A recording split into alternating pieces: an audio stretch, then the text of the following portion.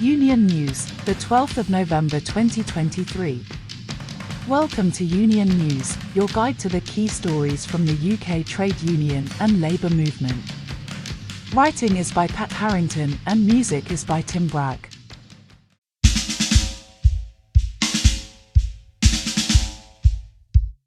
Rail workers face dilemma, pay cut deal with uncertain future conditions.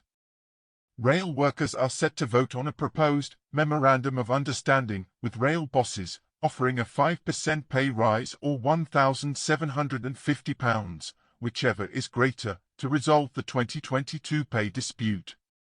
The deal falls significantly below inflation, amounting to a substantial real terms pay cut. Although the proposal includes a temporary safeguard against compulsory redundancies, this guarantee expires in just over a year, with the potential for renewed attacks on jobs and working conditions. If accepted, the memorandum would suspend the union's strike mandate until well into 2024, leaving members concerned about the long-term impact on their terms and conditions.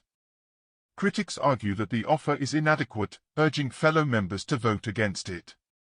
The Rail Delivery Group, RDG, emphasizes plans for 2023 pay talks, hinting at a focus on profit-driven changes to meet passenger needs.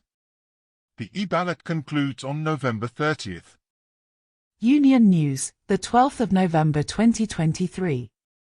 Welcome to Union News, your guide to the key stories from the UK trade union and labour movement. Writing is by Pat Harrington and music is by Tim Bragg. Billions for union members amid greed crisis. In a remarkable display of worker power, the Scottish Trades Union Congress, STUC, reveals that workers across Scotland have successfully added over £4 billion to their wages and pensions by challenging employers over the past 18 months.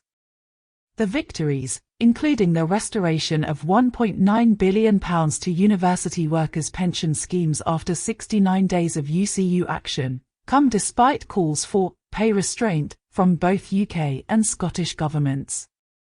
STUC General Secretary Ross Foyer emphasises the importance of collective strength but warns against complacency, urging vigilance as the movement faces challenges from the anti-trade union strike, minimum service levels, bill proposed by the Tories. Union News, the 12th of November 2023. Welcome to Union News, your guide to the key stories from the UK trade union and labour movement. Writing is by Pat Harrington and music is by Tim Bragg. RMT members overwhelmingly vote to extend London Underground dispute. RMT members on the London Underground have voted overwhelmingly, with a 95% yes vote on a 54% turnout, to continue their ongoing dispute with Transport for London, TfL, regarding jobs, conditions, and pensions. The rebellion extends the mandate for strike action for another 6 months. While strike action was temporarily suspended in October due to concessions securing job preservation, the RMT acknowledges persistent disagreements in the broader dispute. RMT General Secretary Mick Lynch congratulates members and states that the union will now assess the results and determine the next steps in the campaign. TfL is yet to comment on the matter.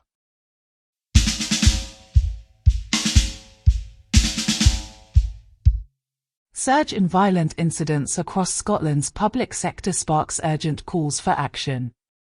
Scotland has witnessed a disturbing 31% surge in violent incidents within its public sector, as reported by Unison in its annual workplace violence analysis. The data reveals a staggering increase of 12,931 cases, reaching a total of 54,684 incidents during the 2022-23 period. Approximately two-thirds of these attacks occurred in councils, with schools and nurseries within councils experiencing between 80% and 98% of the incidents. However, the report highlights an incomplete picture due to the non-response of NHS Greater Glasgow and Clyde, the largest health board in Scotland, to Freedom of Information requests regarding the number of violent incidents experienced by its 43,000 staff. Scott Donohoe, chair of Unison Scotland's Health and Safety Committee, emphasizes the need for immediate action to address workplace violence, rejecting the notion that it is an inherent part of the job. He calls for employers to take responsibility, advocating for stronger legislation, regulation, and government oversight.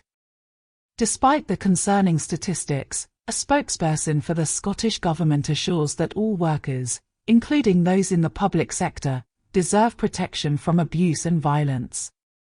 The government underscores the robust legal powers available to address assaults, with potential sentences extending to life imprisonment. Unison vows to pursue further action, condemning major employers who fail to respond to requests for information as indicative of a broader issue where employers neglect to gather crucial data on assaults against their staff. NHS Greater Glasgow and Clyde has been contacted for comment.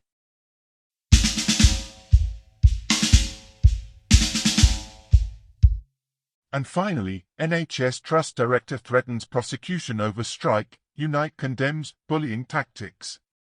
A director at Barts Health NHS Trust, one of Britain's largest NHS trusts, warned workers of potential prosecution for striking just hours before a three-day walkout, as revealed by the Morning Star.